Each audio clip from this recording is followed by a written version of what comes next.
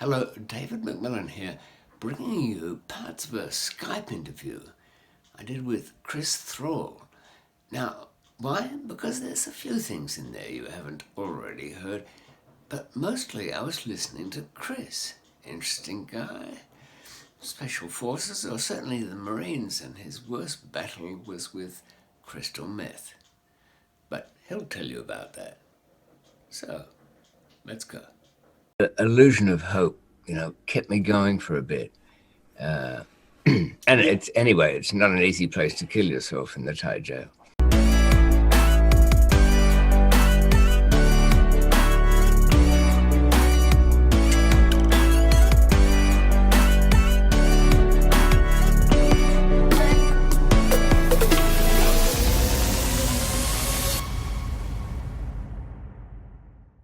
No, that reminds me of when you trying to buy drugs and someone promises you the world.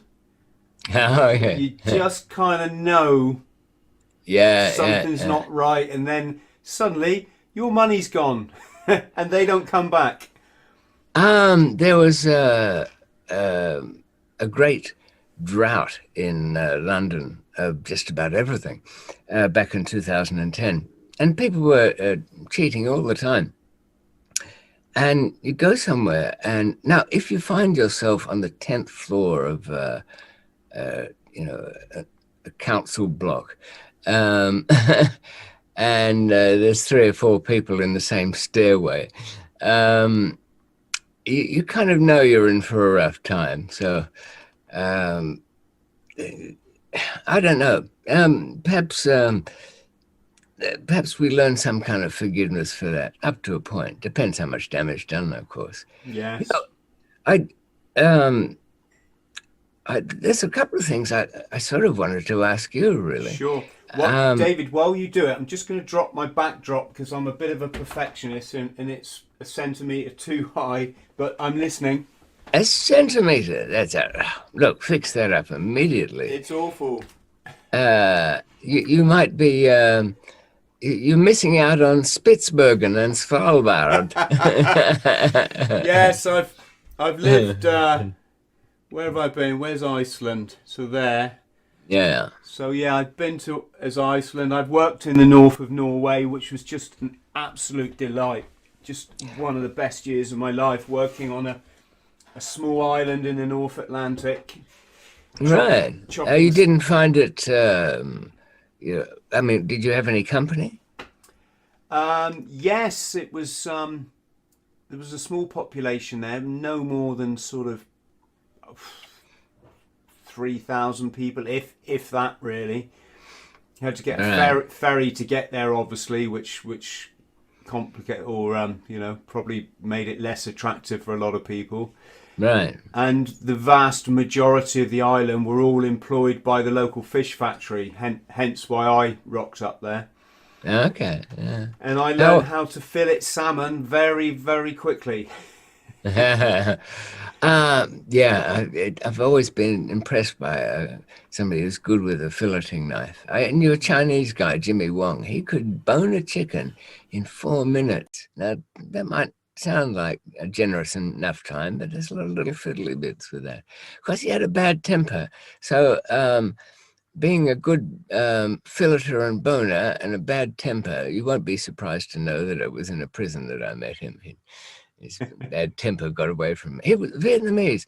He'd escaped, if you want to put it that way, from Vietnam, been caught on the boat, taken back, and he was telling me that, of course, the soldiers who captured him relieved him of, and all of the rest of them, of their money. So he had, the only thing he had left was some diamonds, which he swallowed. And his hands were, that awful position where your upper arms are tied with wire behind your back, so you can't really do anything. So he had to poo out this diamond every so often, give it a bit of a wash as best he could, and swallow it back down again. But he eventually got to freedom. So it was a happy ending, nonetheless. You were going to ask me Oh, something or some things. yes. Um, I understand you were in Northern Ireland with a company or group, and I guess you were pretty young at the time, weren't you? What was it, 1920? Yes, I was. Gosh, I probably had my 20th birthday in Belfast. Right. Did you find that this is a sort of kind of a comparison I'm thinking of? I found in the having moved from the hippie drug world into the smuggling business world, and there was a kind of a group, you could say, of fellow smugglers and scallywags. And as a group, you felt kind of a disconnect from the rest of society in a way. You know, you started observing them as, well, at worst, potential witnesses, um, at, uh, at at best, people who might help you in your path or just get in your way. Did you get that disconnect being in a troop and you could rely on your fellow servicemen, of course, and they were your friends. But did you start to look around, especially in Northern Ireland, with great suspicion that just the general populace? Yes, yes and no. It's a difficult. It's not cut and dry in Northern Ireland because obviously you've got the Protestant community who as a English or British serviceman you're very much in favour with, Right. and then of course you've got the Catholic community, some of whom are, I don't know if ambivalent is the right word, but politically they just want to live in peace. But of Right. course, there is a percentage of that community that doesn't want you there and doesn't, and that Mm. wants a united Ireland. So you really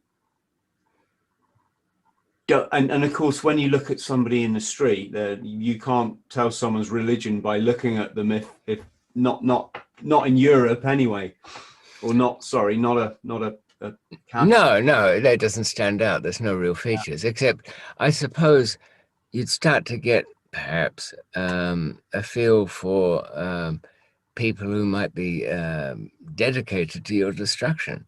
Uh, Well, it's interesting you say, because one of the chaps I served with one day said, he said, fellas, you know, like as servicemen, we wear a second uniform when we're in our civilian clothes, and we did. We would wear desert boots, faded jeans, and a sort of surfing t-shirt.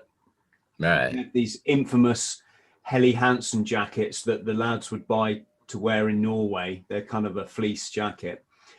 And the instant you saw that rig, as we called it, you Mm. know that's a fellow Marine. There's Yeah. no question, especially if they've got the skinhead or a crew cut. Yeah. And so one of our chaps came up with a notion that the IRA players, as we called them, they had the same thing, and that they would wear a certain type of get Ah. up so that they could recognize each other. And then I came across this again in Hong Kong, in the nightclub I worked in, which, as you know, the nightclub communities worldwide, especially in Asia, are run by the criminal Yes. Yeah. fraternity. And these young gangsters in Triad speak, they're called Magi, little horses. They would all wear, or the 14K, who was the gang that ran the club I worked in, Right. they would all wear white shell suit tops, like sort of England football tops, and white training shoes. And to me, being in that environment and having come there as a, you know, from the service community, Yeah. it was glowingly obvious that these guys, you know, they reckon I thought so anyway. When I pointed it out to my sort of non-service person counterparts or friends, they thought I was absolutely crazy, which I later became. So Well, you know, to go crazy, you've got to work at it. It doesn't come overnight. You've got to try hard. Like yeah, any vice, I suppose.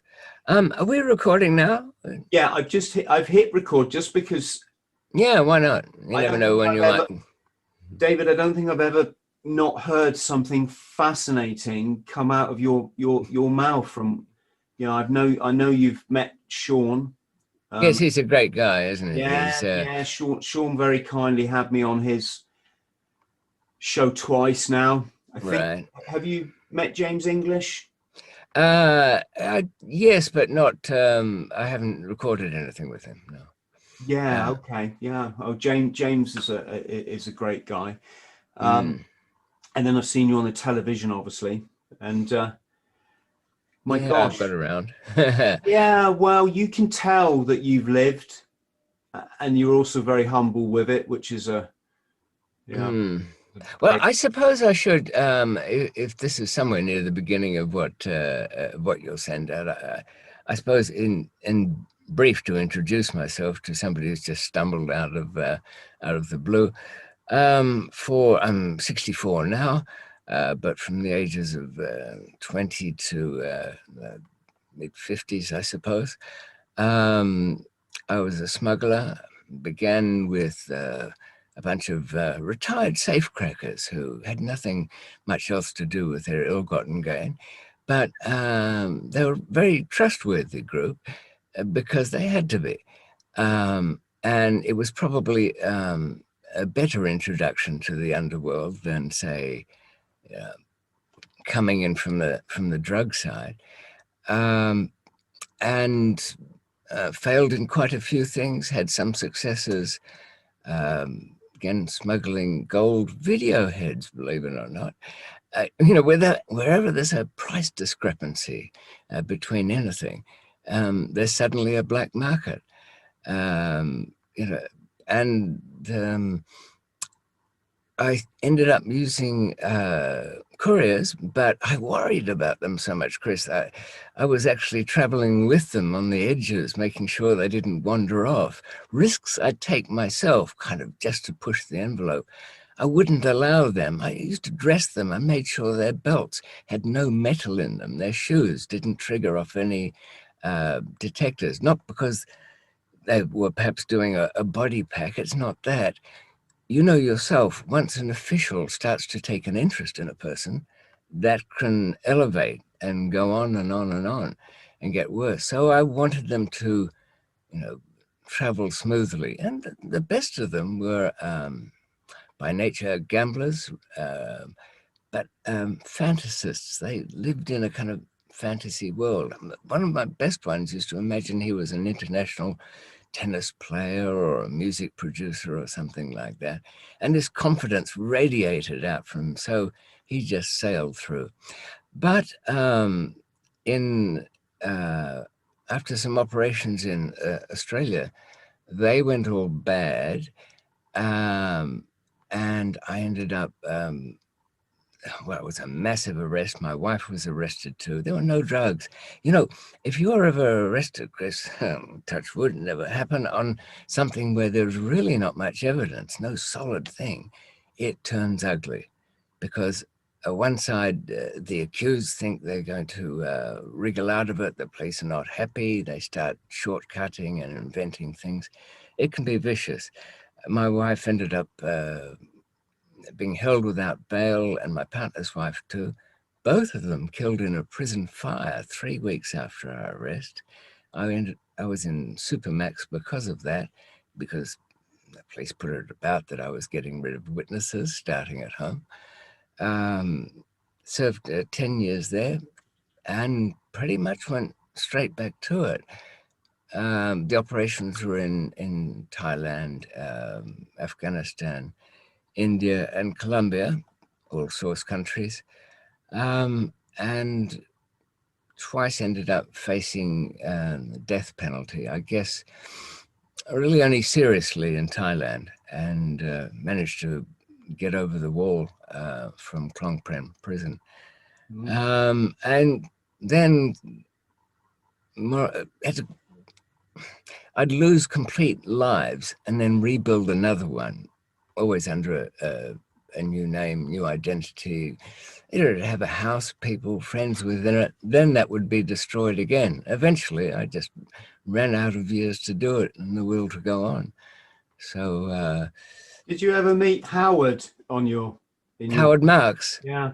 Yes, a couple of times. The connection there was the Philippines, and the late great underhanded snake Lord Tony Moynihan, disgraced peer, fled England under a cloud of fraud allegations, set up base in Manila. I went there to see him back in '79, wanting to get him to transship a container of Thai sticks. Now, what I wanted from him was perfectly straightforward, but he really put on such a show of, I'm in thick with President Marcos, who was a dictator at the time. People might remember Imelda Marcos, Ferdinand Marcos's wife, who was famous for her 3,000 pairs of shoes. Just Howard Marks we were talking about.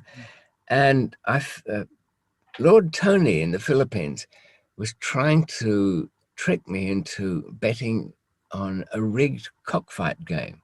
Now, these cockfights, you think, well, what are they? Some backstreet garage operations with a few pesos being bet, but they weren't. They were in huge kind of boxing arenas, and the cockfights would be over within seconds, really. These little rangy-looking birds were equipped with 6-inch scythes attached to their legs, and how can you bet on them? You don't. Just the wrong peck in the wrong direction goes straight through the skull or the eye of the other bird. But he thought that if we killed our own bird, we could bet on the other one. Now, the whole thing, as you can imagine, it was very flaky. By the way, he came to me because I had a kind of technical interest in electronics, and the idea was to put a capsule in the scruffy neck of our chicken and explode it remotely into its jugular and end its days before it actually killed the other bird. Whether that would have worked too well, I don't know. You know, explosives don't always do what you hope they'll do. Yeah. That's for sure. And his idea was that he would say on the test run, oh, that worked perfectly. Now I'm going to put in 50,000. David, come on, jump in on this.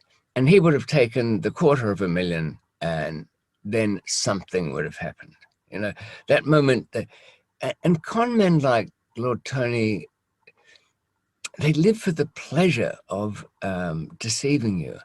You know, I bet you that the ones you've come across, there's been something, their real enjoyment is less their financial gain out of it than some kind of glorying in that they've got one over on you.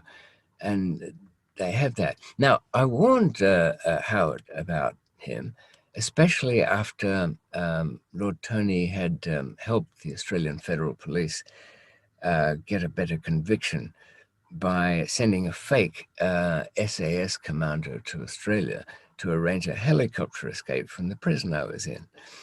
It was patently that this guy was really, okay, it was plain enough he was another conman like Lord Tony, but why they wanted, Lord Tony insisted that he go to the docks, that he make inquiries about helicopters. Lord Tony said to Percy, that was his name, the would-be SAS commando, no, they might be watching you, so you go around to these places.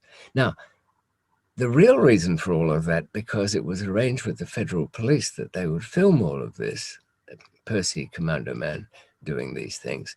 And 4 days before the trial began, the big drug conspiracy trial, Percy was arrested. My accountant was, who was giving him $5,000 hush money in a hotel.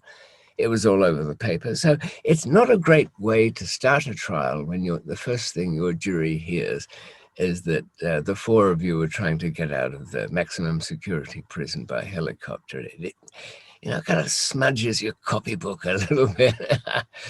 Nonetheless, it was pretty clear that, he liked to tell people too that he worked for MI6, which is the foreign branch, isn't it, of our intelligence services.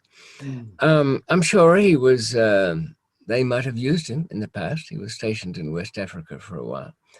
And he eventually shopped Howard Marks too. And Howard ended up with an 8-year stretch in Florida, courtesy of Lord Tony. Sadly, Lord Tony appears to have died of a heart attack in Manila a few years ago. Or as I like to think of it, met with an accident. Yes, I can imagine that happened a lot in your line of work. Yeah, that was the catchphrase of my earliest mentor, who taught me a few things. If I'd ask about somebody who, one of our friends had been ambushed and killed, and they wouldn't give back the body. His parents were very upset about that. And when I asked about Dennis, the guy who'd been behind it, my mentor said, Dennis? No, I heard he met with an accident. So I knew what that meant. How did you, what made you, did you find it cathartic writing your stories? No, whatever the opposite of cathartic is, that was Frenzied and yeah. anxiety causing, was it? Well, it's like this. I think the way the human body works, or the mind and the mind and body together, is things are in the past for a reason, and we move on, right? And that helps us to cope with trauma and this kind of stuff.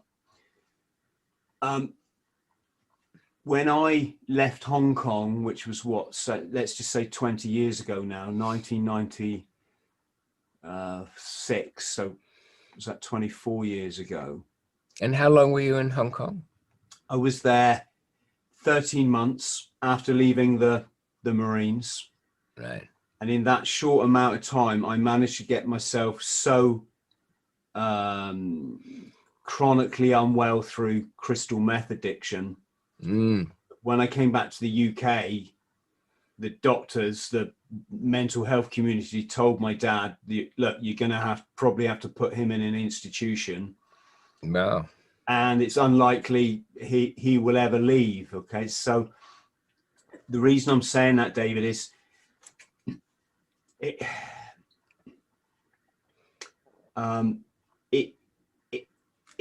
I don't have any regrets in life. I just believe in experiences, but I was really damaged coming back from that place. Right. When I look back, I was a shell of a person, physically and mentally, very, very unwell. How many days would you be, up nights on the meth? The longest was nine Wow. nights without sleep.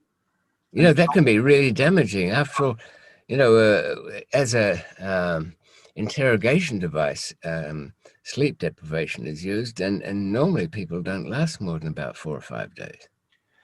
Yeah, that's the incredible thing about meth. In the UK, it's not really a drug that many people are aware of. A lot of people confuse it, crystal meth, with what we call methamphetamine, but they're separate. Yes, I understand. Is the purified version of base amphetamine, which is a very, very strong. Yeah. Yes, you don't need much. By the way, is there any connection with, I knew a guy who was quite a slick futures trader, and also a bit of a scoundrel with taking on people's identity and all of that. But he had, his real passion was, I think he called it not methadone, but mephedrone or something like that. It was one of your videos gone again. It'll probably bounce back in a second. But I think it was in that group of, amphetamine type of things. That's called me. In the slang in the UK for that is meow meow. Oh, right. Okay. Or meow. Or bath salts, I think it was, went under the name of at one point. I think because you could buy it on the net. I might be getting my stories mixed up. But yeah, that was, they're all in the same kind of chemical molecular group. Obviously, no, I'm not a scientist, but the meth is just so incredibly strong. It's got to be damaging, really. It's so strong. And even when I was young and I had a bit more interest in speedier drugs, I felt more than just a hangover. I felt like brain cells had been fried after a while. Yeah, they say with meth, because you smoke it as a vapor, or that's at least one of the ways you can. Not as a smoke, like for example heroin, but as a vapor. And of course, that vapor's going into the. I'm guessing it goes through the blood barrier in your brain by nature of the fact it's. Well, it gets into your bloodstream, doesn't it? Yeah. So, And then of course, if something's vapor, it can recrystallize, and so the potential, I think, to do permanent brain damage is there. I never did an awful lot, David. I had a. I don't even know if I had compared to some people in Hong Kong, I had a very low tolerance. Some guys would inject, enormous amounts of this stuff, like 4 times a day. really? Then they would go off and function as lawyers and blooming bankers. And Well, hats off to them. I don't know how they could function. To me, I, all of all of my experiences with that category, I believe that what I'm doing is useful, makes sense, and the next, when I've come to a couple of days later, I've looked at what I've written down, and it's even more gibberish than those bits of wisdom when you've had a puff or a joint or something. And then 3 o'clock in the morning, you say, wow, Chris, why is white white? And it goes on. That's sort of, that line. yeah, But if you've ever, I find too, if you want to torment somebody in a teasing kind of way, who's a bit of a stoner and pothead, when they've had a good old lungful, start explaining something kind of technical to them. Now, you can make it up as you go along. It doesn't really matter what it is, but part of their brain will be clawing to try and follow it. And another part will be tormented by it. They'll end up running away and hiding, I think. I haven't really smoked pot for a long time now. It didn't agree me for ages. The only times it did agree me was when I had a few beers first, and that combination stuck with me for way more years and was probably healthy. Yeah. But it did get to the point where when I was stoned, I just almost got to the point I couldn't remember my own name at times. And I didn't even smoke a lot, maybe half a joint or something. Right. And it would be potentially highly embarrassing, especially if you met someone that you knew really well. Right. But it's either there or it's not there, right? From a brain perspective. But you can't remember their name and so on. It got to the point where it became acutely embarrassing, and I'd be in the middle of talking like this, and then I'd stop, and I had no idea what the hell was it. What were we just talking? And I'd just have to say to the person, sorry, what were we talking about again? Yeah. Oh, right. Yeah. Okay. Yeah, I think probably because it just seems to me too, because all of the just about all of the recreational drugs are illegal, there's no proper pharmacological control, or not, big companies making sure you know exactly what you're getting and how long the effects are. And there's also no off button. It's only really the first, even if you have a drink, it's the first 20 minutes that are kind of really great. And then you end up chasing that little first buzz. And it seems to me it applies to almost everything. The onset of whatever it is you've taken is good. And then it's kind of all downhill from there. Pretty much these days, I just can't be bothered. I haven't haven't got the interest or the will for it, and there's nothing. It's never moved on. It's not as though there's some, great little bit of entertainment you can have when you've got a couple of hours and you take tablet A, and then when you're sick of all of that, you take tablet B, and you can just go to sleep happily and wake up without a hangover. Gosh, yeah, that would be utopia, wouldn't it? But I think eventually all of us old hippies, we just get fed up of the muck around. Oh yeah, yeah. Fed up of it, fed up of being street cornered and being sold rubbish. There was a guy on, and his little clip went viral, complaining about the poor quality of pub grub. Those wraps of Coke that are absolutely rubbish. God knows what. And it must have chimed with so many people that have been disappointed. It kind of went everywhere. I picked it up and did a video on it on my own channel. But I don't even know why I do my own channel, Chris. I mean, it's got a few thousand subscribers, I think 5 or 6. But that I think out there, people have the illusion that because they see us from time to time places, that we scratch out a living on all of this. But it's quite a battle. I wrote Escape because that was of the Bangkok thing. At the encouragement of Stephen Leather. He's a thriller writer. He has a kind of knocks out a book a year.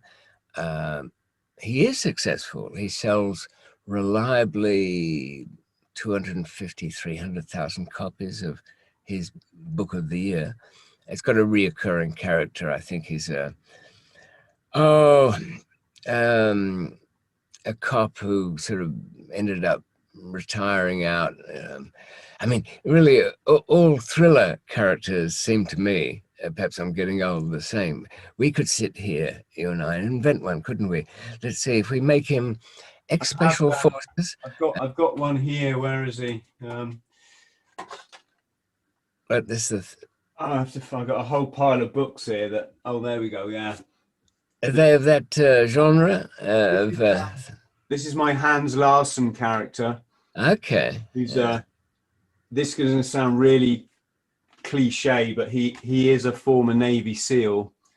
But I wanted to write this kind of fiction, but make it more human than the sterile kind of hero gets the girls, got a flashy gun, Yeah, know what you mean. Yeah, and you, from your own experience, you can give him a good backstory and a past, and use, I expect, incidents from your own life that you probably would hesitate to reveal as biography, but you can weave them into some fiction. Yeah, I only just picked up on that. I was looking on Amazon at your books, and I saw what appears to be, you've taken, is this right? A character from Larsen and written stories around the same vein.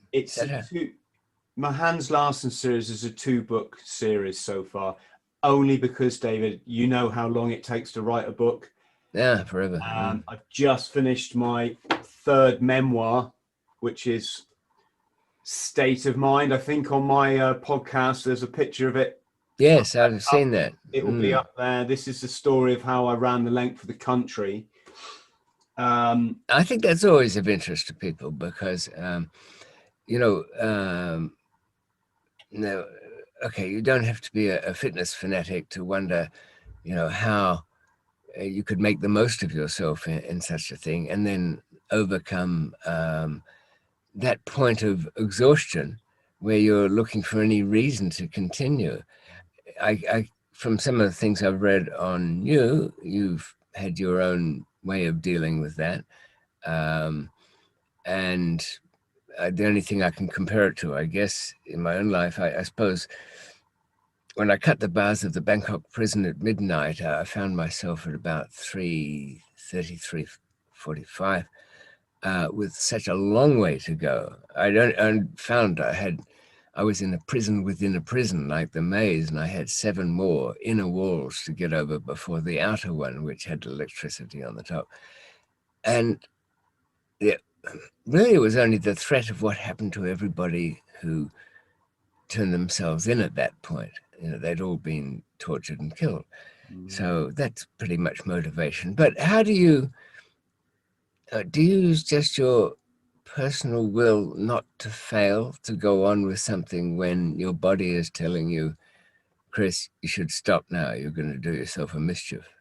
Yeah, to be honest, David, I just keep going. I can't really, there isn't really a secret. You just keep going. And there was an expression I heard once in the Marines, and it was the troop was speed marching along. So they're running, walking, quite a fast pace in full equipment. And I think one of the guys that I knew, he was looking at the verge, and he was thinking, if I just collapse onto the verge, I can get out of this, and people will just think I've got heat stroke or something. And right. One of the corporals in his training teams just could tell by the look on his face that's what he was contemplating, and he went, "Oi, Davey," he said, "Davey, if you can put one foot in front of the other, you can keep going." Right. You put one foot in front of the other until you lose consciousness, and I'm lucky I've not yet lost consciousness. No, and also I suppose there are some safety angles of pushing too far. I think there's been a couple of marathon runners who've just ignored something quite seriously going on in their legs, and the whole chemical thing in their muscles has become imbalanced, and I think somebody staggered to the finish line, but when he stopped, the combination of acids and opposites kind of melted the tissue in his legs. He never walked again after that. Maybe that's a real rarity. Yeah, I'm sure it probably is, but I don't know. I think we have to accept our bodies, have some limits. Do you find, I mean, as you get older, you just get more stubborn, despite the years? I'm 51 now, and in 4 weeks' time, and I've done no training except I did a run on Sunday. All I do, Dave, is I jog around the block about 5 times a week, and that's just for my mental health. It's not right. It's not like to get fit or anything, although I suppose it keeps me ticking over. But in 4 weeks from now, I'm kind of planning running 200 miles non-stop. Wow. Well, it will be in 48 hours, which doesn't really, if anyone knows ultra running, doesn't give you any time to stop. I might be able to snatch an hour of sleep here and there. And I've got permission to do it around my local running track. Okay. I've already had my second person tell me that I'll die, and that's okay. Yeah. that's quite normal when you do these challenges. The problem is it's when it comes from a professional ultra runner that they tell you that you go, okay, I'll just pretend I didn't hear that. Oh, well, that's a good way of dealing with it. May I ask, why are you doing this particular challenge? Well, several reasons. First of all, just the personal challenge, David. I'm a great believer we get one life, and if you live it right, one is enough. And I'm preaching to the choir here. I suppose so, though. I think I wouldn't mind being a science fiction character, and after I die, wake up with another one in front of me. But would we ever get it right? Huh? Well, this is the thing, isn't it? Why haven't I do it? Well, we've currently got a veterans crisis. We've got a lot of veterans committing suicide. Suicide, the great ignored cause of death throughout the land. Yes. So my last 2 charity challenges have been to raise awareness of that issue. Have you got a sponsor or something like that to throw some money into the charities, or Not really. I had a sponsor when I had two sponsors when I ran the length for the country that very kindly chipped in £500 each towards my expenses. Yeah, yeah. Um, Well, it's funny, it sounds like that's all right, but your expenses would be close to that anyway if you're running the length of the country, for oh, sure. my expenses were probably about, if you include the money I lost by not being in a job, Oh, whoa, yeah, then yeah, it was yeah. probably about £7,000. Mm. But I don't think of money in those terms. If I just think of the experience. Oh, no, it's true. I mean, and also I think I find it, now I'm into my 60s, I really just evaluate everything in terms of time. You know, how much I've got during the day, what I can allocate to it.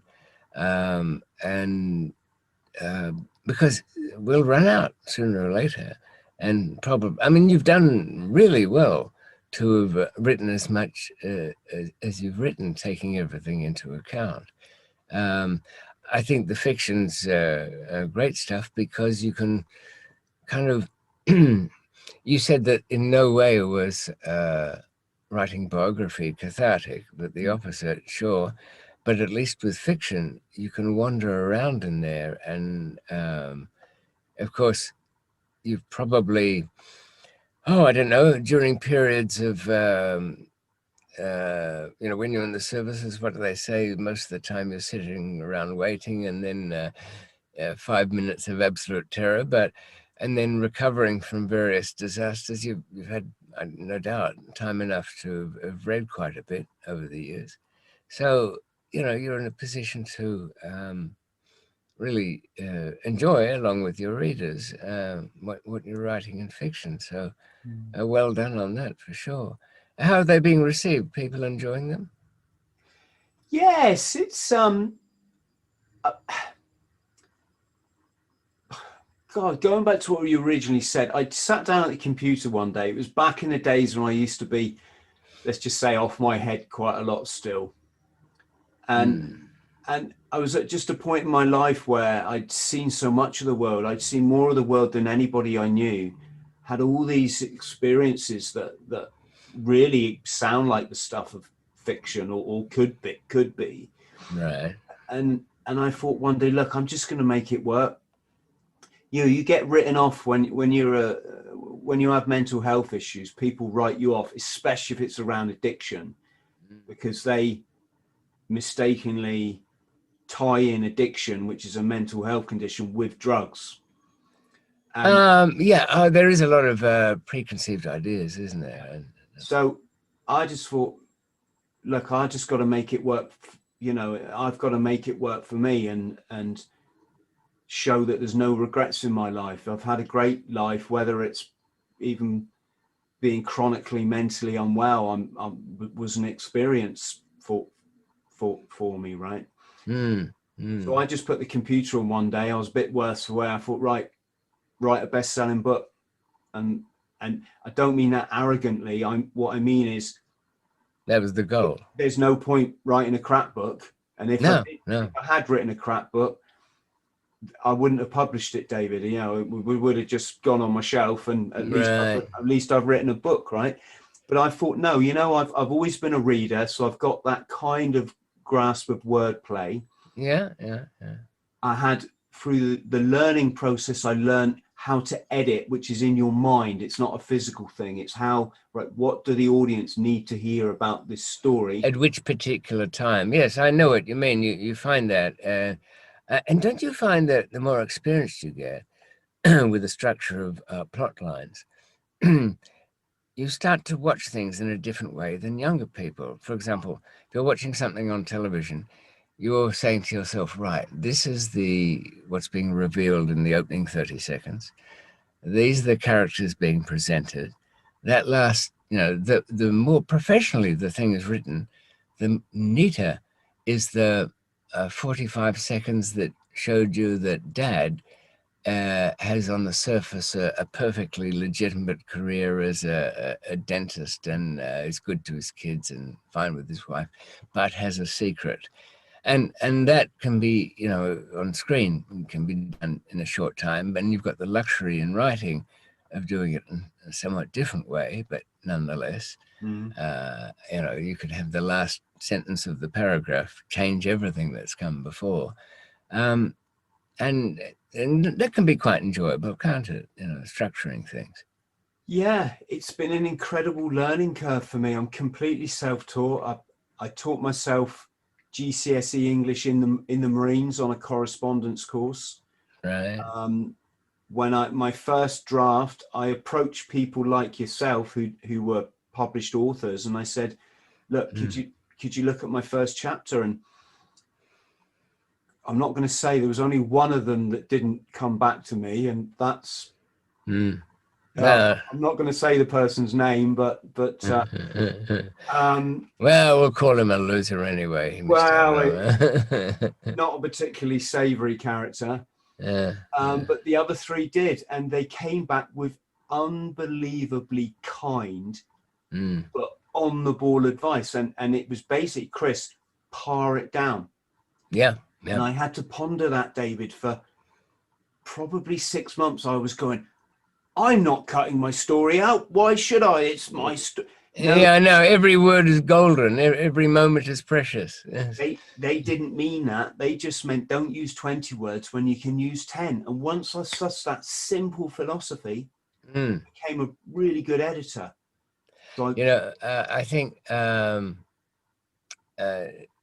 if I've always recommended to somebody who's planning on writing something to look at the best journalism, just to get an idea of how a lot can be contained in a short space.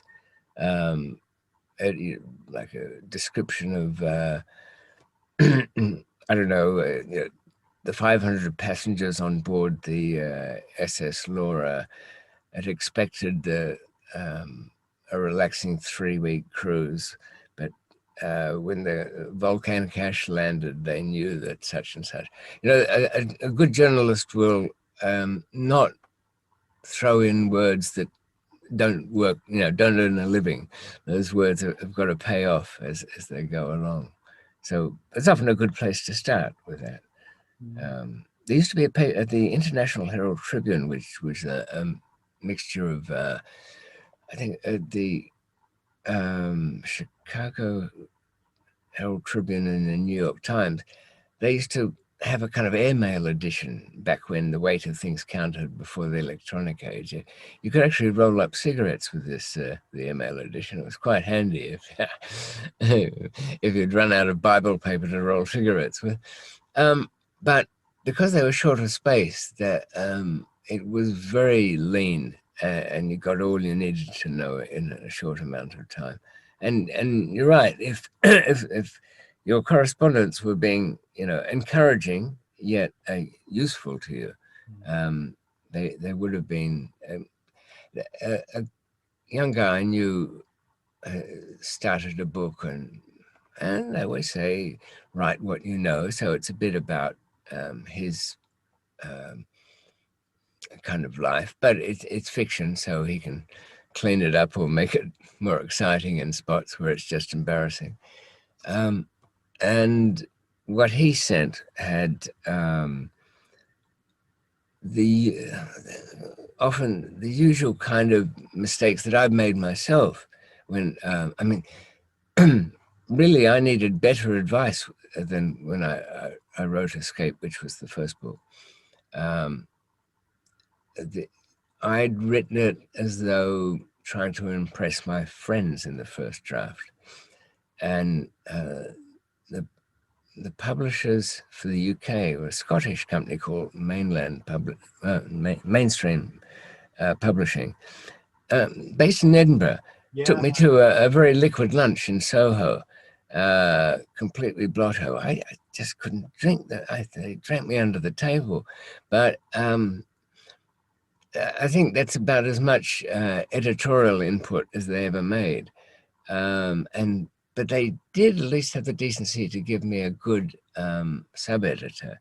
And she, I'd written some very flourishy bit of crap paragraph about men in prison missing the company of women, and I thought that it was very poetic, the words I'd chosen.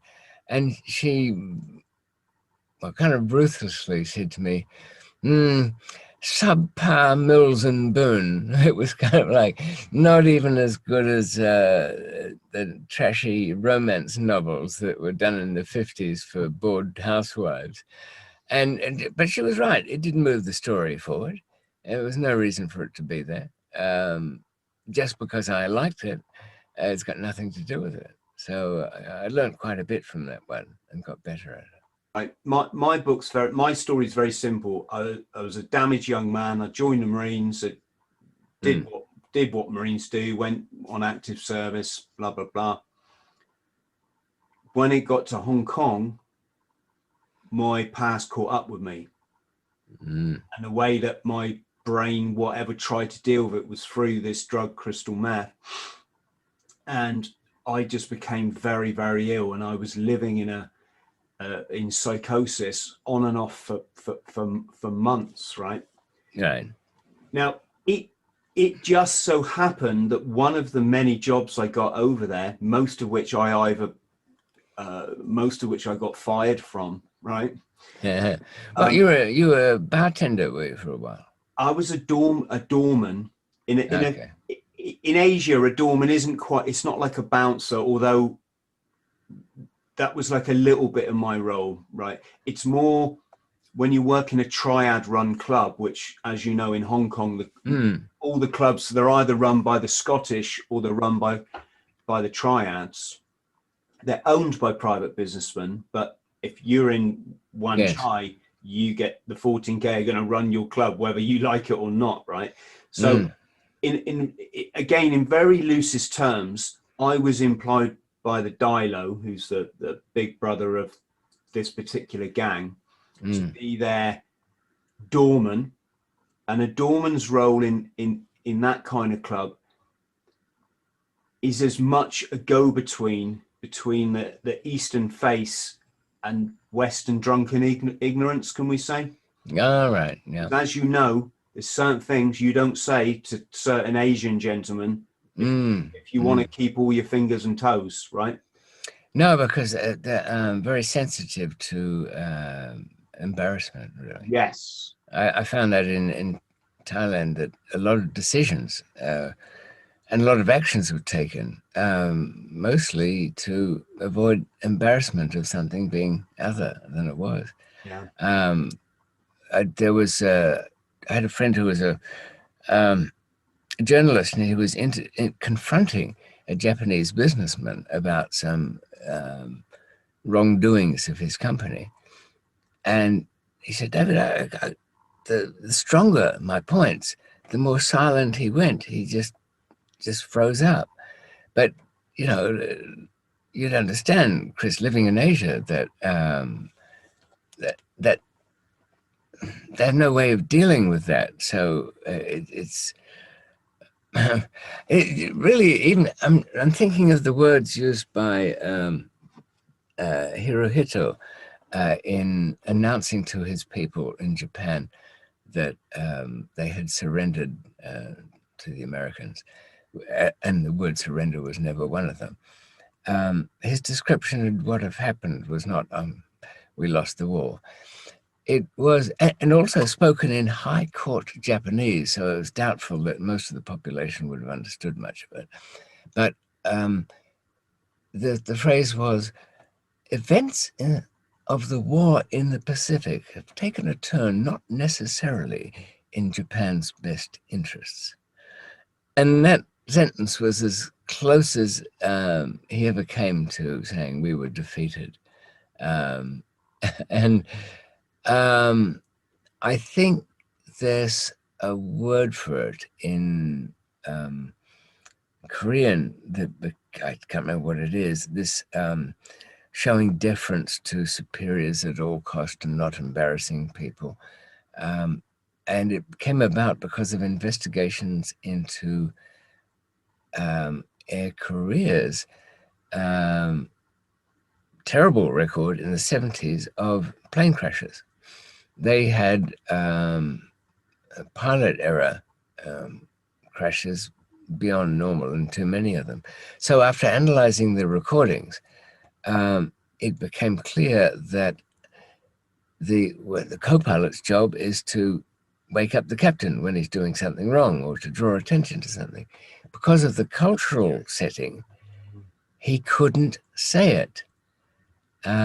He might say,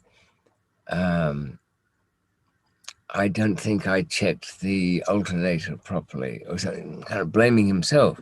But he would not directly criticize the captain, saying, you half-wit, you've dialed in the wrong coordinates for a direction. Whereas we as British quite enjoy, ridiculing our friends.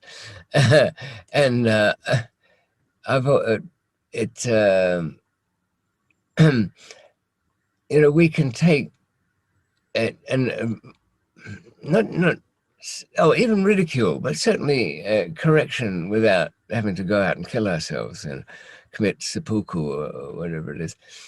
Richard Dawkins, the biologist, is always fond of talking about a memory in his university days of there was a visiting professor from somewhere, I don't know where, Germany or something, and his own professor, who had for 20 years thrown up proofs of his theory about such and such, the folding proteins of cells or whatever, and dedicated his career on it and written about it. And these 20 years were utterly occupied on it. And he was this visiting German professor gave a talk and explained how all of that was wrong.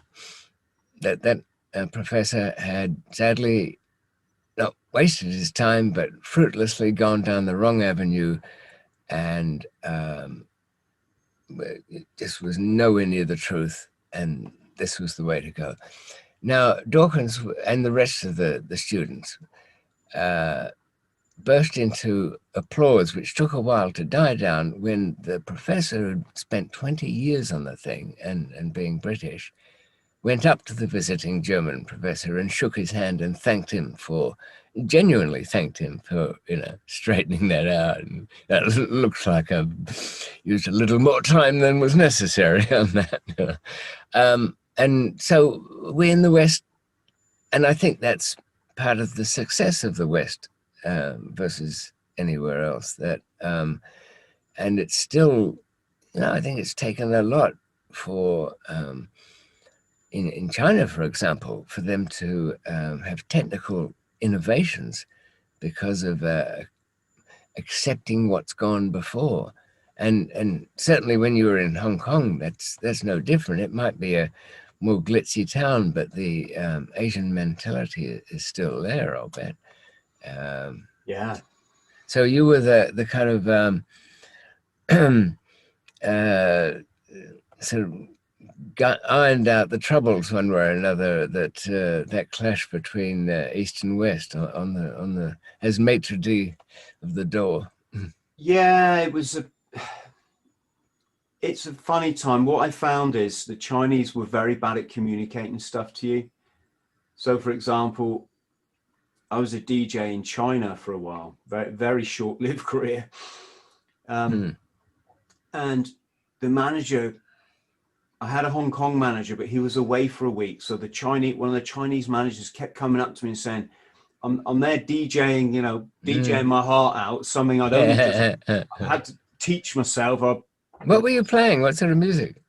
Oh, over there, it's very sort of, not so much house music, but more the dancey pop stuff. So back in the day, it was Corona, Rhythm of the Night, and Strike, You Sure Make Me Feel Like Loving You. Right. Real dancey tracks. And so this Chinese manager kept saying, you don't control the crowd.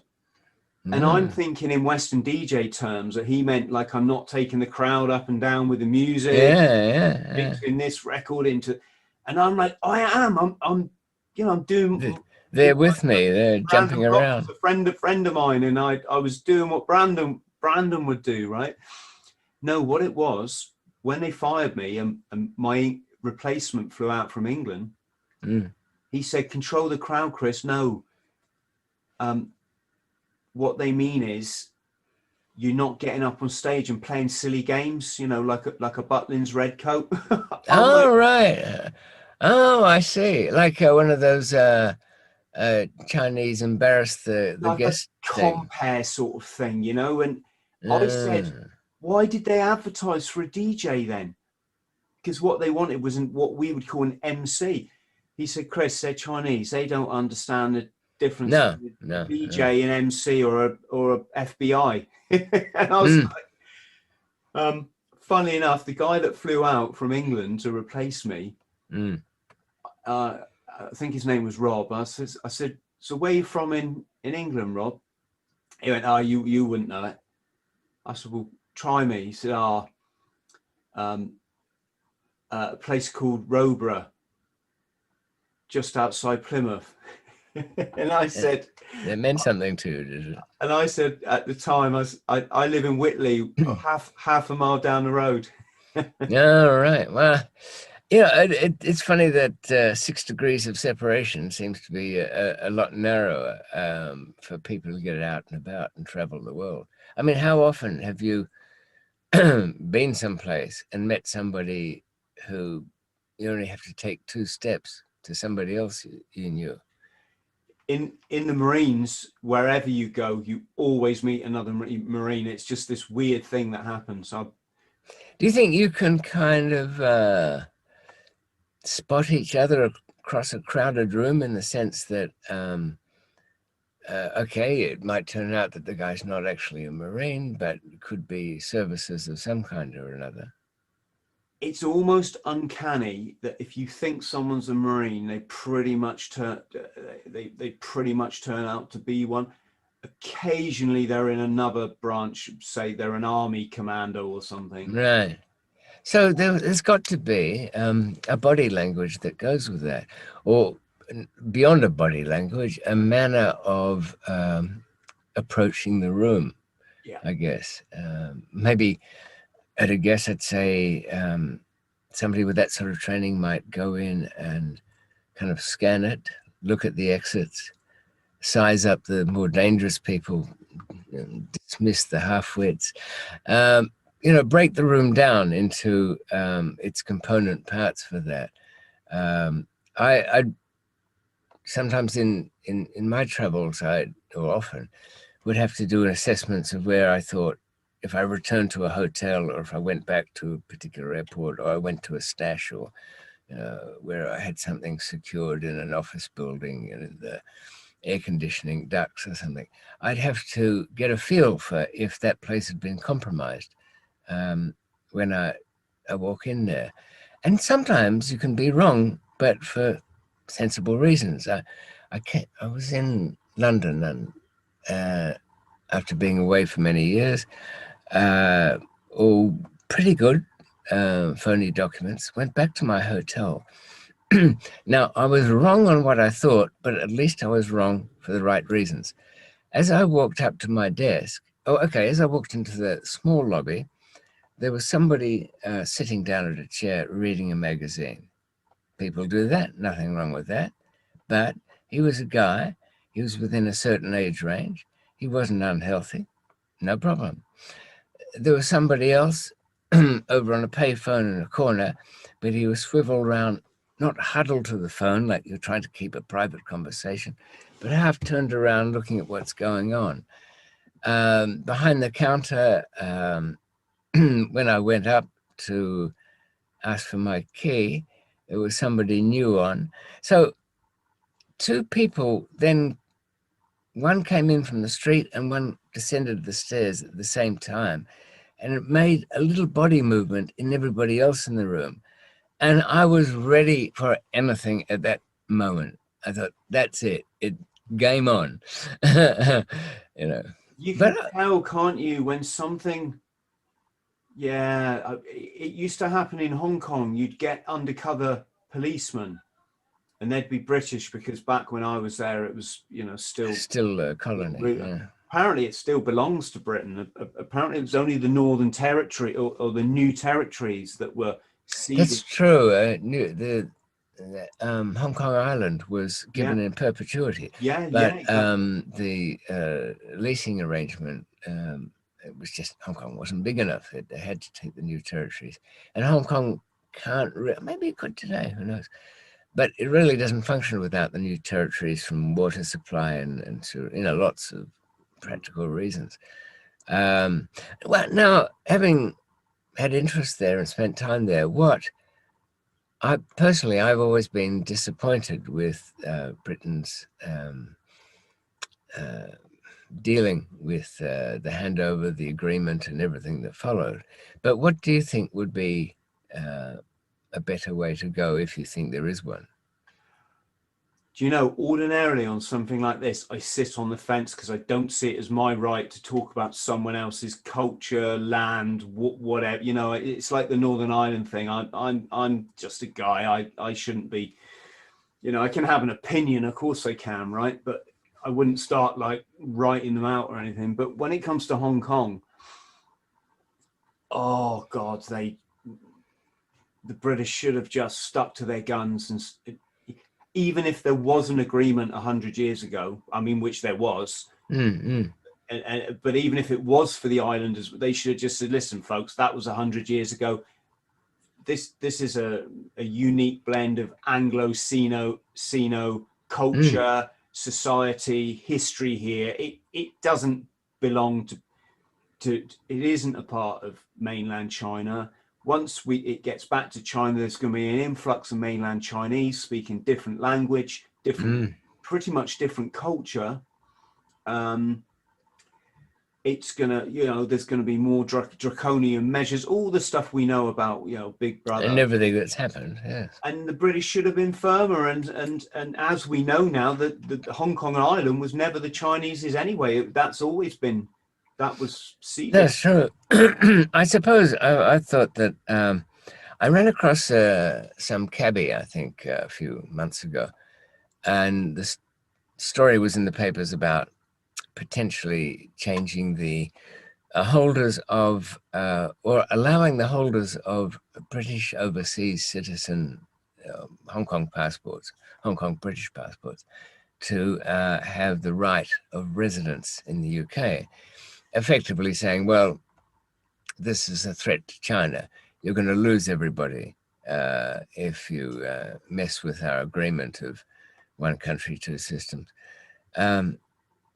But China rattled its saber over that one. And of course, strictly speaking, obviously speaking, China is much more powerful than, but Britain didn't succeed with an empire by being powerful in a direct way. Sure, it had the Navy, but that was really, I think, a strategic thing as well as a powerful force. But it was through careful handling of, I mean, you think, how could it be that some measure of control was maintained on India, a country of hundreds of millions of people, by what was a British presence of less than 200,000. In some ways, it was, I think, it was done by a great finessing of and absorbing of local cultures to know what to do. I think the sons and daughters of the nabobs and the maharajas, their children wanted to be fine English gentlemen. And so it was easier to get them to go along with something when they felt that was the thing to aspire to. Now, that wouldn't apply in any way in Hong Kong, but it seems to me that there would have been, to go with saying it, we're going to hold on to it, I think might have inevitably led to more of a problem. But perhaps this, if Britain had said, well, it's been so long now, we'll put it to the people.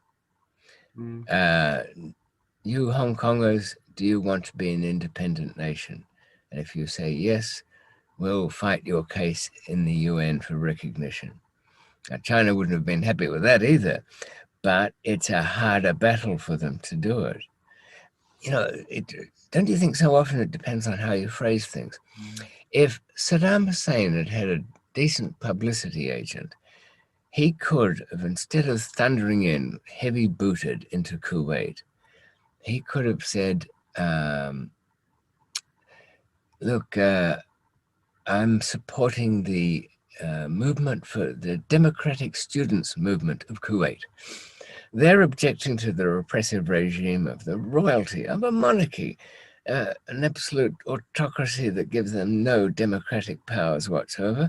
And of course, we support these young people who want the freedoms that you in the West and that, relatively speaking, in Iraq, I allow as a dictator of Iraq. So it would have been, and if this phony democratic movement that Saddam had set up in Kuwait had been persecuted, as they would have been, by the security services of the Kuwaiti government, then he could have said, look, I just sent in some technical officers giving them support for their logistics to try and install a government. And also Kuwait was slant drilling into Iraqi soil.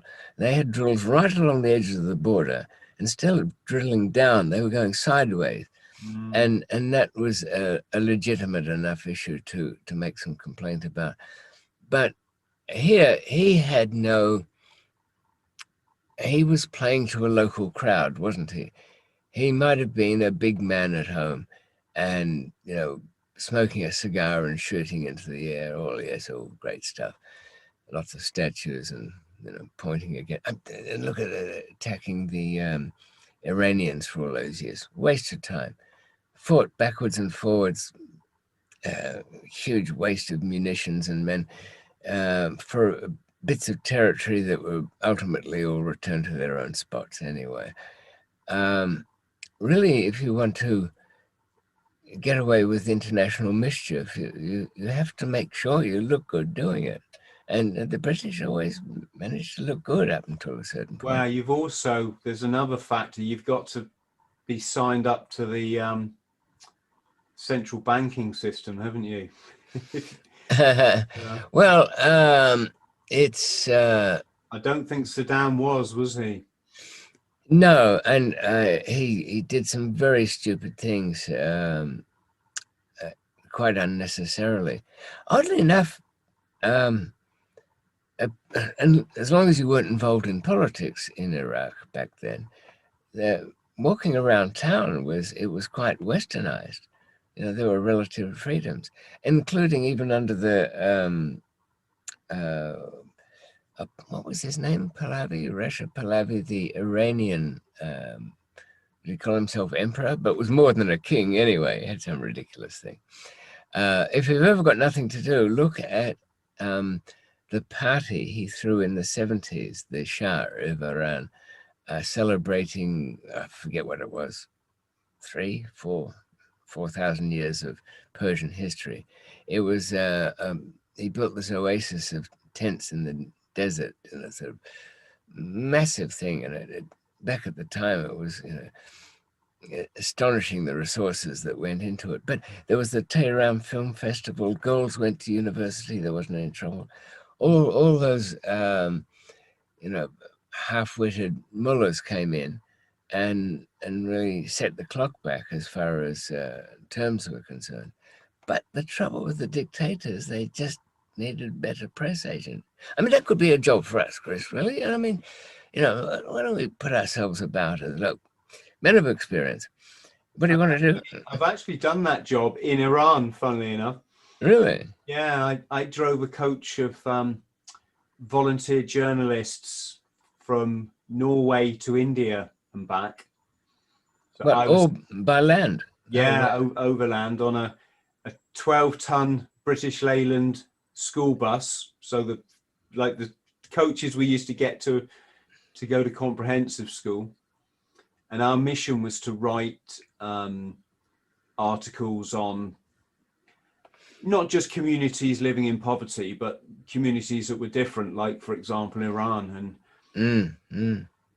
and it was interesting. It's Yeah, interesting. right. I mean, didn't you have uh you would have had to, some parts of that back in at that time, you would have had to carry quite a bit of supplies, not just tires and water, but how many journalists were, or whatever they were, I think was on? we left with about 17 from Norway, and by the time we got back, everyone had jumped ship except about five of us. Five had jumped ship or been fired. So Oh, right. Um, but they found more interesting things to do along the way, I guess. when you work for organizations, especially voluntary ones, or NGOs or whatever, there's always so much bloody bureaucracy and and um, over tightening of safety rules which apply to certain people but not others, and everyone just got sort of I mean, just one example. I worked in Africa with this organization, so I taught street children in Mozambique, and the very first thing they did when we landed in Maputo, having come obviously from South Africa, that was they took our passports off us. Always a worry. Yeah, yeah, and in their minds, it's like we've had too many volunteer teachers lose their passport on their 6 months experience in Africa, so we keep them here, and that's kind of okay. But as you and I know, should never really give your passport to anybody. No, that's why it's always good to carry a spare. Yes. There used to be a guy, what was his name? W.G. Hill. He could issue you with a passport to a country that everybody thought existed, but in fact no longer did. You could get a passport for British Honduras, which became Belize, and Ceylon. He issued quite a few from there, which became Sri Lanka. So things that were plausible, but so you keep this thing, and if the plane got hijacked, that's the one you'd hand over. You wouldn't hand over, for example, an Israeli passport or an American one with a New York address and Harvey Weinstein was your name. Now you have something very bland in one of his Can you, passport David? documents. With all the technology now, or the holistic watermarks and computer systems, is it still possible to get fake passports? Quite a few years ago, when biometric passports were being introduced with the chip, I shared the same concern. I thought, I don't know whether it's going to be so easy to duplicate a birth certificate or find somebody that died in infancy and put applications through. But my Malaysian friend and A-class forger, they were knocking out US dollars, sold a lot to the Iranians. He said, "Oh, the biometric, don't worry, we have for you 1 week." they they pointed out to me that the biometric chip, it the information on it is a matching comparison with the photograph that's supplied, not with some magical database that is able to analyze facial features. It used, for example, the ratio between the pupils of the eye. You can imagine if it's a person standing in front of a camera or a supplied photograph, that distance between the eyes won't vary much. And if it does, it's because the head is tilted. Now, it's not supposed to be tilted in the passport photo, but you can work out from the holes in the nostril and the end of where the mouth line is what that tilt might be, and then do subtraction. So the point is, it's only comparing like with like, so that if the biometric data had to match the photo that was in it. So sure enough, you couldn't have one of the pickpockets go and grab you a passport from some traveling Swede with a biometric passport simply take the photograph out and change it, especially since the photograph now is not a physical thing. It's printed on it. If you look at the UK passport now, it seems to have two photographs, a kind of color one and then a little black and white one. And if you find yourself with a few minutes to kill as the sun sets, as I sometimes do with a magnifying glass in my hand and a microscope, at about 90 times magnification, you can see that that black and white picture of Chris Thrall is made up of your name repeated as script and in all sorts of swirls in darker and lighter registrations of ink as a security device. So there's a bit of work to be done. But all it really means is that if you want a second set of identity documents, it's not simply a matter of changing the photograph and reprogramming the the Malaysians can do the reprogramming of the little chip that's in it. It can be wiped and programmed back in so that your new photograph, or at least the biometric part of it, the top to bottom length of your ears and that measured in half the size of your head. It's only about 6 metrics that go into that match.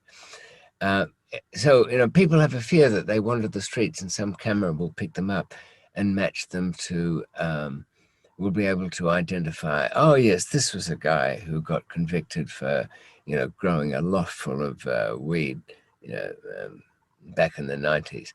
It doesn't work that way. All the photo matching can do is say, yes, this person in the street has got a 90% match with this photograph. So you have to throw up suggestions as to who it might be.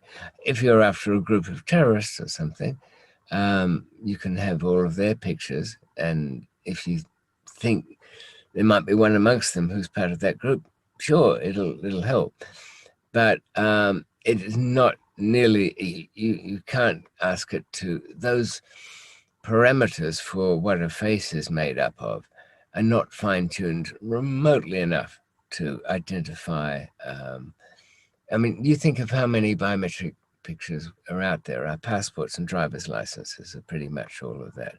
I notice now I can get things renewed or approved by just doing a scan of either driver's license or passport, because that photo is held on the government's computers. I suppose that's why they abandoned the ID card. They just do it by other means. But ultimately if you really want to have another identity, so either come the revolution or the end of the world, or the Russians get serious with us, whatever it might be, or we surrender to China, you want to have some way out. I would recommend a European passport, of course, especially after this peculiar Brexit business, which will only end up being a massive 11th hour compromise in which everything will strangely look the same. But you want a European passport, and this is what you do about it. You go over to, say, Portugal and get a residence, or put yourself down as being a resident while you still can. And after 3 years, you get permanent residency and can apply for a Portuguese passport. Now, they don't know whether you've been staying there or not. It doesn't matter. There's lots of sort of half-assed solicitors, lawyers that will collect your mail for you. So that's your address. But like with most ID things, start early and plan ahead. Now, here you can change your name by deed poll, which is an old-fashioned way of saying, I have changed my name.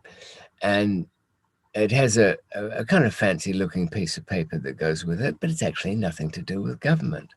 It's a kind of this private lawyers do it. I've got a box full of them. And so that when you start your Portuguese identity, you start it off in that other name. And the passport that you supply, you're only giving them photocopies anyway, so they don't really, you can change the name over that. That won't matter. By the time you actually apply for your Portuguese passport, all of that will have been accepted because it'll be in the system for over 3 years. So you've got one, and you've got your deed poll thing that changes your name. The only thing that stays the same is the date of birth, but that won't really cause you any problem. And it's like guns on a battlefield of the fallen. One gun begets many as you travel along collecting ammunition and weaponry. And it's the same with documentation. As you find yourself, you've got your other identity, you can go somewhere else as a visitor, but plant the seed for ultimately residency. And there's a couple of other ways that I don't really want to give away, but for students of the mechanics of society who will be interested, they should think about the remaining places in the world where your parents' nationality still gives you the right of citizenship of that place. Now, who's to say, Chris, that unknown to you, in reality, your parents turned out to have Swiss citizenship because of their own parents. The Irish used to allow you to get a passport, an Irish passport, providing your grandparents and even great-grandparents were Irish. Now, it might seem an odd thing to do, but there are more Americans born in America who have Irish passports than there are Irish people. 6 million people have Irish passports that have a wistful kind of East Coast fantasy that, their great-great-grandfather was one of the 5 Points gang in New York City, when the potato famine people came over. And, that was the IRA used to scrape up a lot of money in with like fifth-generation Irish in the US. They had some of the best lawyers in town when the IRA got arrested in New York State for something. Yeah, they used to have NORAID, wasn't it? North American aid to Ireland. Yeah, that was part of a wider charity. And I suppose which does kind of lead on to another thing. If you have to be tried anywhere in the world for a crime, the US is not a bad place to do it. You can do things that they won't let you. Here, you're not allowed to ask the jury any questions, but there, when you're selecting the jury, you can do a kind of ask a couple of basic questions about their outlook on life. And even once upon a time, too, in the UK, you could challenge up to 12 of your potential jurors just because you felt like it. They call them peremptory challenges, and that's gone with the wind too, along with their right to only one trial for the same offence. That's gone too. They're being whittled away, Chris. It's, I think, don't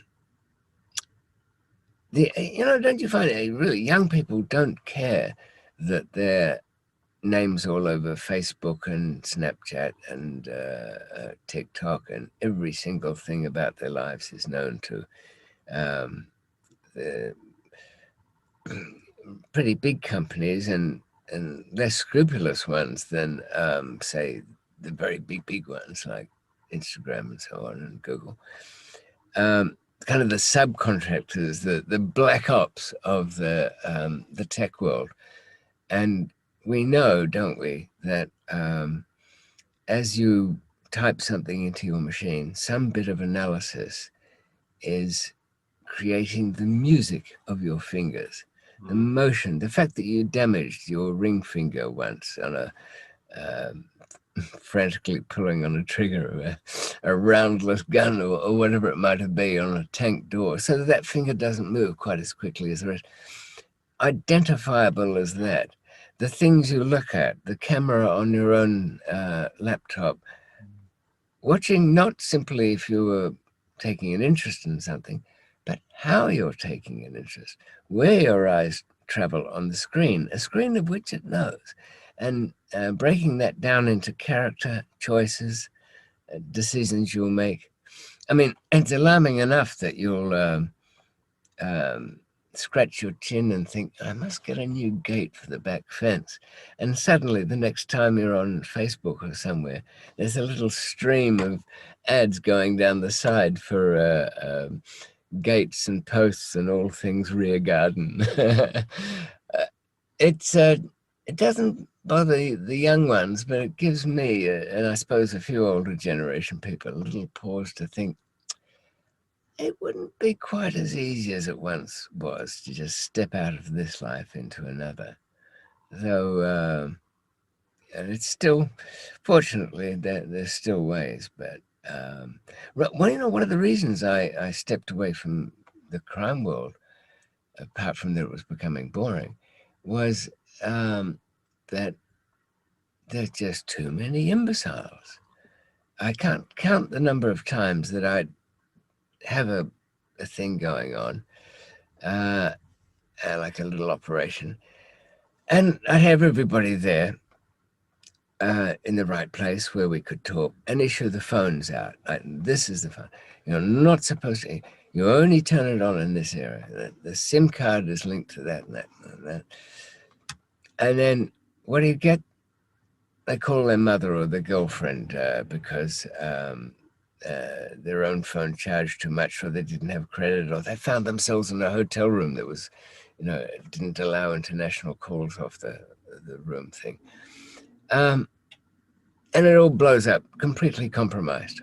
And underestimating, I mean, if I was a policeman today, I wouldn't have to wear out shoe leather. I'd just sit there and ask my computer, all right, let's start breaking it down. Let's take pay-as-you-go telephones. Got all of them? Oh, millions, sir, millions. All right, I know that. But let's say in this area, Clapham High Road. Oh, yes. Yeah, all right. And let's use the cell data to confine it to these blocks of flats. Now, give me the list of these pay-as-you-go phones that have a disproportionate number of incoming and almost no outgoings. And this is busy from, say, midday to 2 o'clock in the morning, peak time. So the phone that is getting all these incomings and almost no outgoings, and virtually no text messages, no data, nothing like that, is the runner for a dealer. Then what you do is you ask it for the phones that are not making enough calls that a human being living a life would use it for. Maybe 2 calls a day, brief, short, to the point, no doubt. You would get the second phone that the runner uses to call the boss, and got the number on that one. You've got it within 100 meters anyway because of your transponders. So I'd consider as a policeman my work is done for the day. I can land upon this guy when it suits me. Yes, it's the way it's all going, though, isn't it? It's reality now. And you know what? The dealers keep those SIM cards because they've got their main line for the customers and auction them to each other. There was a SIM card that was fought in a bloodbath only a couple of months ago between some dealers. This treasured number had gone down 7 years and had more customers you can shake a stick at, because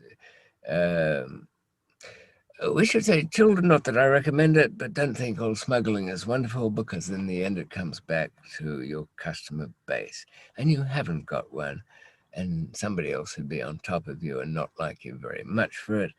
And no, don't go out and buy one of those highly priced SIM cards with all those wonderful names of people you don't know on it, because you're walking into a trap from 2 directions. But if you're smarter than all of that, good luck to you. Yeah. David, So, I've got to ask you, what's at what point was it Klong Prem? Did you realise you were going to get the death sentence, and how does that affect you? when I first went in, I was so depressed anyway after the arrest. I'd taken elaborate precautions not to be arrested, but nonetheless I was. When I say elaborate, I mean really elaborate. They didn't know about the other passports I had. Anyway, because it went so badly, I was more interested in, I wanted to escape, but only because I couldn't kill myself within the prison. There was not enough privacy to do it, no means. You never had a second on your own. There wasn't anything high enough to throw yourself off. I even had the hotel in mind, the Dusitani, because I knew how to get to the top floor and how to get to the rooftop there. But once I kind of got over that, I never had any intention of staying anyway. Everything I looked at was from the point of view of escape, which building I was in, what the bars were like, in a kind of old-fashioned way. I kind of knew enough about the place that I couldn't trust anybody.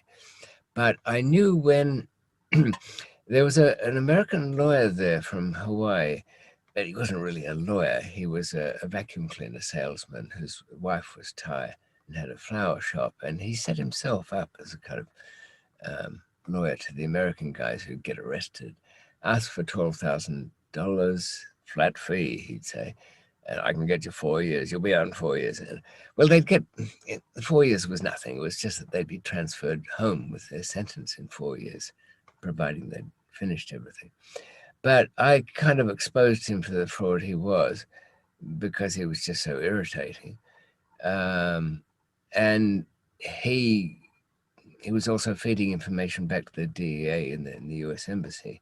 And he was the one who told a friend of his, oh, that McMillan, he's for the drop. He explained that the Thais wanted to, had always wanted to execute a Westerner, but for diplomatic reasons never could. That we in the West always lodge very strong objections to the execution of our citizens, except sometimes. I mean, there was that French girl in Malaysia who was sentenced to death. It was within the last few weeks. And finally, the French ambassador got onto the Malaysians and said, look, we don't say anything when you're just mouthing off about, yes, drugs, death, all this crap. We're not seriously going to do it. The Malaysian said, yeah, we were. Like, fuck. Oh, you don't want us to? No, of course not. You can't go around killing French. Said, what? Oh, all right, sorry. And they released her a few weeks later. But I found out that in my case, I was leper enough. I mean, you can't, the good thing about having a reputation as in the worst trade in the world, having sold and smuggled heroin, you can't get any worse off than that. So no one can. That's why my correspondents who get my signed copies or whatever are always telling me their darkest secret, because they figure they might not be able to trust many people, but somebody who's such a social outcast as this, that even banged up abroad, put a no thank you stamp on about 15 different producers' attempts to do my story on there. Not this guy. No, that's the elephant in the room. He's unrepentant, which is not entirely true. I mean, I wasted a lot of time. I could have done something better. That's not really repentant, though, is it, Chris? That's just wistful. So it was okay to execute me. And I thought, oh, I'd better bring my plans forward a bit. And there were about probably 20 schemes to get out. One of them, they had an auto repair shop. So the guards used to bring their cars and their families' cars in to get repaired. They'd do so, and then when they were ready, they'd drive them out. One had a VW combi van, and I was going to get kind of welded into a plate at the back of the passenger compartment. But I did have rather nervous feelings about being welded into anything, as you can imagine. So the bones of an Englishman found 20 years later in a scrapyard on the outskirts of Bangkok. And also I realized too that I couldn't trust anybody very much apart from my closest friends.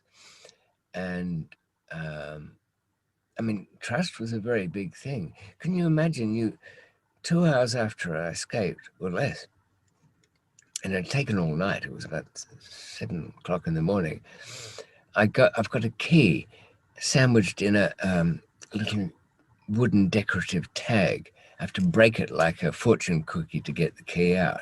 It's in there because if I was caught and tortured, they wouldn't be asking me, where's this key belong to? You know, you never know what you say under torture. You don't want to put it down. Of course, the Thais don't really know how to do it properly. I had to wait to Karachi to find out that. So go to the apartment where my Chinese friend is supposed to have a passport. And I know from the experience of terrible things that had happened to people that if you stay in Dodge City past noon, you're in for it.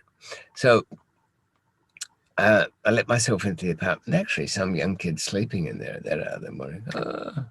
Harry told me about you might come, but not likely, because they didn't think it was going to work. I had a lot of luck on the night.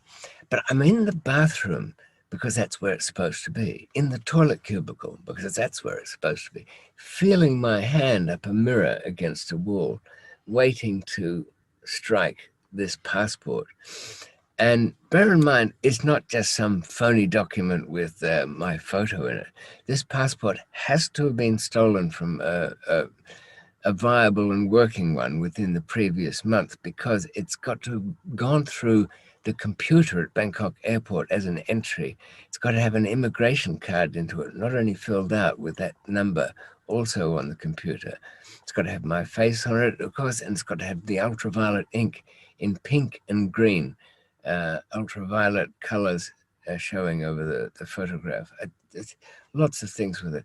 Plus, I mean, how many people, Chris, can you say, yeah, he's my friend, he's going to do all that, go up nights, find the Chinese gangs that work at the airport, have all that stuff done on have the thing, place it in there. So I'm thinking, hugely unlikely, you know. And this is a guy I met in prison. It's not like somebody I knew from before. And sure enough, I struck something that felt like cardboard, and I slipped it out, and it's an envelope, and I open it up.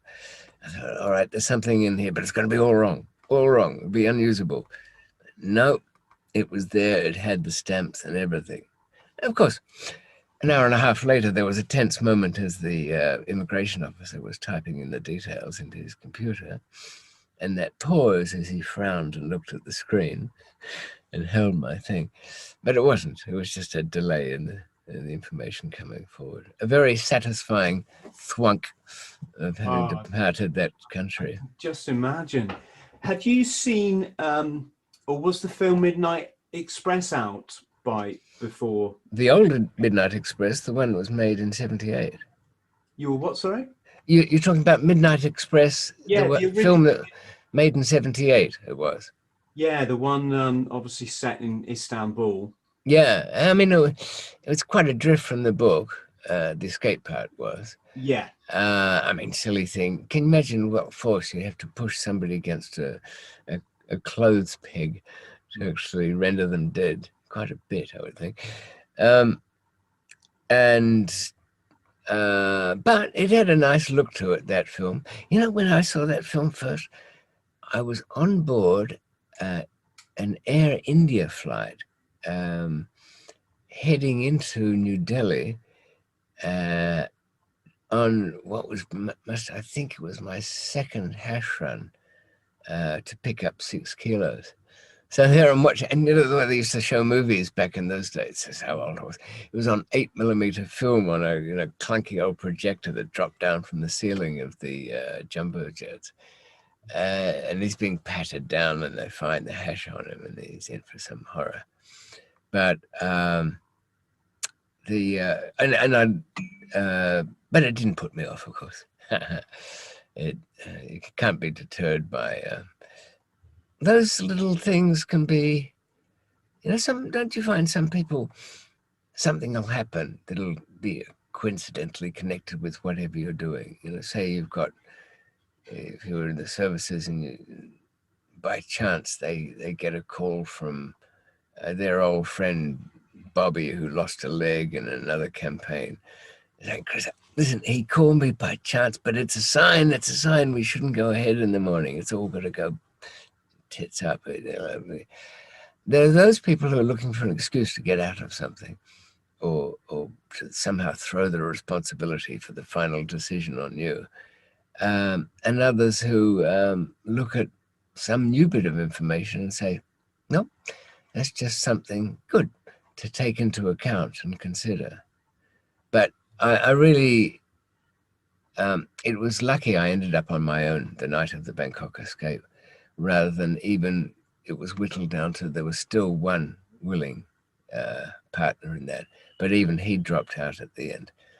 And it turned out to be a good thing, because sometimes if you're doing something that's very critical and you come across new stuff and you've got to figure a way around it, if you're with somebody else, lots of bad dynamics happen then.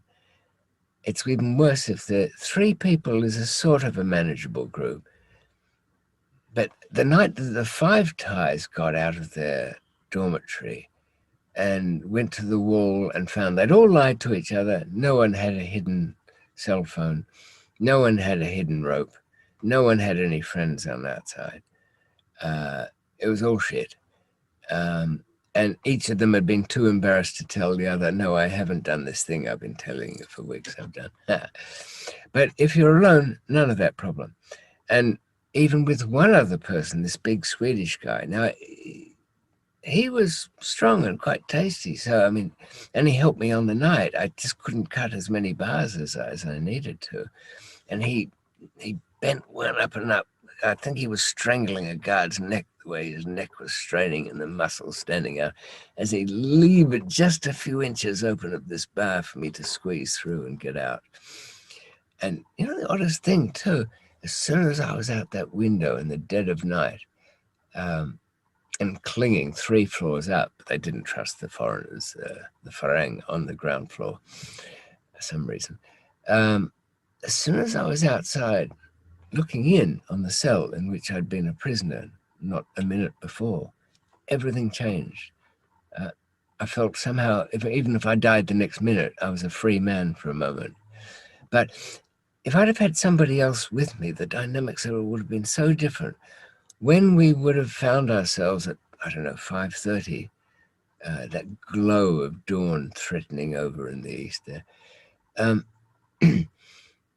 there was a moat just below the big outer wall, and the big outer wall led down to what was no more than about a foot of walking space before the sludgy moat, which was, never mind, it was full of shit. I mean, we called it Masbar Creek, but it was full of very tangly barbed wire, so you couldn't just throw this bamboo ladder that I'd made up over the thing. Had to work out a way of getting over to this little 1-foot stretch and somehow getting a 24-foot ladder upright, which was would have been heavier than both of us. Now, if somebody else had been there, I would have been sitting around there arguing with him about what was the best way to go. But have you ever found that you've made better decisions than by yourself than those, operationally, than those that might have been made as a group or whatever? I've been in a group where I've I've been the only person that can see the way in this situation, and you're arguing with three people that just can't see what you can see, and because of that, you're all going to do this the hard way. And it's human nature, I think. No, it is true. Chris, it's coming up to about 2 hours now.